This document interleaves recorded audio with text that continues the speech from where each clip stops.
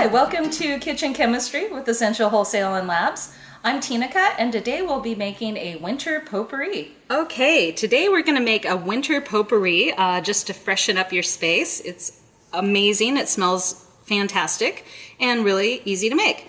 You'll need a few ingredients. You'll need, of course, a mix of different plant material. Today I chose pink roses and horsetail and red clover, just because I like the way that it all looks. Any dried plant material will really work. It just is up to your aesthetic as to how what you'd like to use. And this is so simple, you're going to probably laugh at me, but hopefully you'll enjoy this recipe all the same.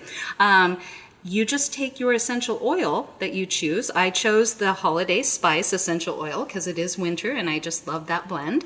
And you simply pour it over your plant material, and I'm going to try to spread it around a little bit. And then you want to just kind of toss it together like a potpourri salad. And I think using gloves is the easiest way to do this. To keep it nice and clean. Of course, nobody's putting this on their skin, so you probably could use just your hands, but I guess I prefer to just use gloves anyways.